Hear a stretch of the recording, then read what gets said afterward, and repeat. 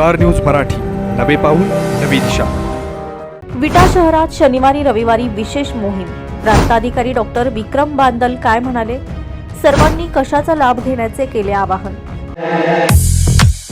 Doctor Sudhir Deshmukh आणि doctor सौ पूजा देशमुख यांचे देशमुख हॉस्पिटल आळसंद सुसज्ज व सर्व सोयीयुक्त हॉस्पिटल, ECG आणि मॉनिटरची सोय, खात्रीशीर उपचार व इलाज, रुग्णांसाठी ॲडमिट होण्याची सोय।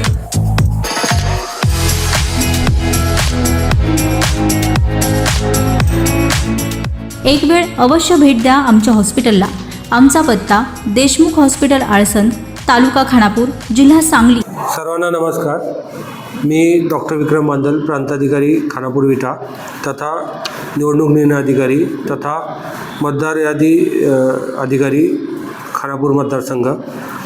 आज सर्व खानापूर मतदारसंघातील मतदारांना मी विनंती करतो की सध्या मतदार यादी पुनरीक्षण कार्यक्रम सुरू आहे। या कार्यक्रमाअंतर्गत मतदार यादीचं शुद्धीकरण करण्याचं काम केलं जातं, ज्याद्वारे ॲब्सेंट, शिफ्टेड, डेट आणि डुप्लिकेट असे मतदार मतदारातून वगळले जातात आणि जे खरोखर या मतदारसंघातील मतदार आहेत त्यांचं नाव मतदार यादीमध्ये ठेवलं जातं। या प्रक्रियेमध्ये इन्युमरेशन फॉर्म नावाचे फॉर्म आम्ही प्रत्येक मतदाराला घरोघरी जाऊन BLO मार्फत वाटप केलेले आहेत। ज्या मतदारांचे इन्युमरेशन फॉर्म योग्यरित्या भरून सही करून परत येतील त्यांचं नाव प्रारूप मतदार यादीमध्ये राहणार आहे। ही प्रक्रिया अत्यंत महत्त्वाची अशी प्रक्रिया आहे। या प्रक्रियेचं गांभीर्य सर्वांना जाणीव व्हावी अशी आमची विनंती आहे। ज्या लोकांचे फॉर्म भरून येणार नाहीत किंवा ज्या लोकांच्या फॉर्मवर सह्या नसतील अशा लोकांची नावं प्रारूप मतदार यादीतून कमी होणार आहेत। त्यामुळे आमची सर्वांना या माध्यमातून विनंती आहे की सर्वांनी आपले आपले फॉर्म BLO मार्फत जे आपल्याला प्राप्त झालेले आहेत घरी ते व्यवस्थितरित्या भरून BLOला परत करावेत, योग्य त्या ठिकाणी सही करावी। हे फॉर्म भरायला BLO तुम्हाला नक्की मदत करतील आणि जर काही अडचणी असतील तर तुम्ही तहसीलदार किंवा माझ्याशी संपर्क करू शकता। आता विशेषतः विटा शहरामध्ये आम्ही जे फॉर्म वाटप केलेले आहे, फॉर्म परत येण्याचं प्रमाण तुलनेने अत्यंत कमी आहे।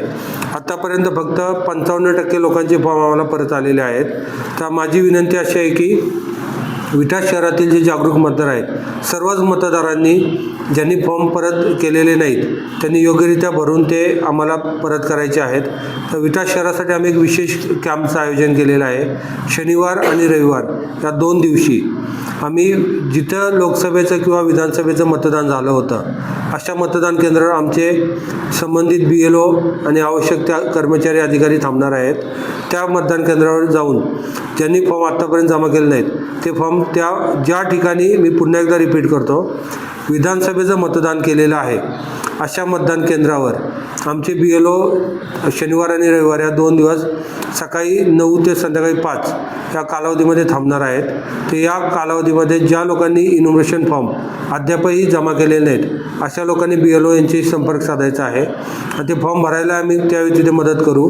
ते फॉर्म व्यवस्थित भरून सही करून त्या दिवशी शनिवार आणि रविवारी 2 दिवसाच्या कॅम्पमध्ये BLOना जमा करायचे, जेणेकरून आपलं नाव मतदार यादीतून वगळलं जाणार नाही। तर सर्वांना माझी पुन्हा एकदा नम्र विनंती आहे की या 2 दिवशी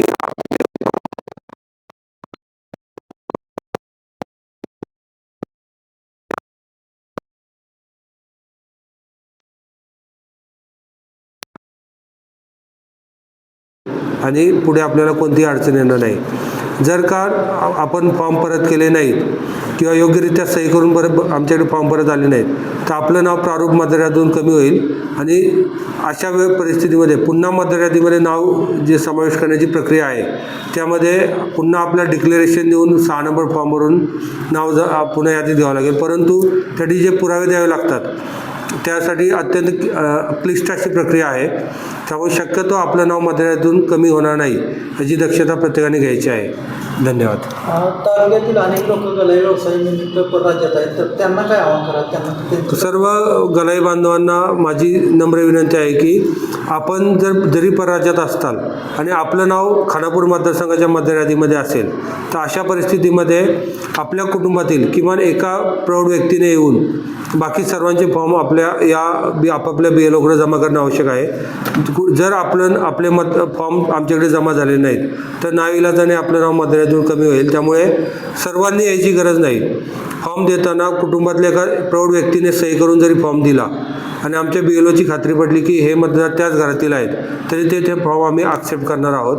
त्यामुळे सर्व गलाई बांधवांना माझी नम्र विनंती आहे की जरी आपण परराज्यात परंतु आपलं नाव खानापूरच्या मतदारयादीत असेल आणि आपल्याला ते याच मतदारयादीत ठेवायचं असेल तर आपण कृपया 29 तारखेपर्यंत इथे येऊन ते फॉर्म आमच्याकडे जमा करायचे आहेत. कुटुंबातील एका प्रौढ व्यक्तीने येऊन जमा केले तरी आम्ही ते स्वीकारणार आहोत. ग्रामीण भागातील लोकांसाठी फोटोची अडचण येते तर त्याच्या संदर्भात काय? फोटोच्या संदर्भात सुरुवातीला अशा सूचना होत्या की प्रत्येक मतदाराचा फोटो कलेक्ट करायचा, परंतु नवीन सूचना अशा आलेल्या आहेत निवडणूक आयोगाच्या, ज्या मतदारांचे फोटो ब्लर आहेत किंवा योग्यरित्या फोटो जमा केलेले नाहीत अशाच मतदारांचे आम्ही फोटो घेत आहोत. त्यामुळे सर्वांच्या प्रत्येक मतदारांनी फोटो द्यायची गरज नाही. फार कमी मतदार असे आहेत की ज्यांचे फोटो ब्लर आहेत त्यांनीच फक्त फोटो जमा करायचे आहेत. नवीन मतदार नोंदणीसाठी काय आहे? नवीन मतदाराची नोंदणी चालू आहे. ज्या कुटुंबातील मतदार किंवा व्यक्ती मतदार होण्यास पात्र झाले, 18 वर्षापेक्षा ज्याचं वय जास्त झालेलं आहे, इथला त्याचा रहिवास आहे आणि भारताचा नागरिक आहे, असा मतदार 6 नंबरचा फॉर्म भरून त्यासोबत डिक्लेरेशन फॉर्म भरून यादीमध्ये नाव समावेश करू शकतो. संपर्क साधावा? त्यासाठी तुम्ही आपापल्या BLOशी संपर्क साधावा. BLO आपल्या घरी येत आहेत फॉर्म जमा करायला, त्याला फॉर्म आपण देणं आपलं नैतिक कर्तव्य पण आहे आणि आपला तो अधिकार आहे. त्यासोबत जिथे काय अडचण असेल तिथं तुम्ही तहसीलदार कार्यालय किंवा प्रांत कार्यालयाशी संपर्क साधू शकता. परंतु साठी शनिवार आणि रविवार या 2 दिवशी आपण कॅम्प आयोजित केलेले आहेत, जिथे आपण लोकसभेचं किंवा विधानसभेचं मतदान केलं त्या मतदान केंद्रावर तिथे आपण संपर्क साधून आपले फॉर्म जमा करायचे आहेत. आपल्या परिसरातील लेटेस्ट बातम्या पाहण्यासाठी स्टार न्यूज मराठी यूट्यूब चॅनलला आत्ताच सबस्क्राईब करा.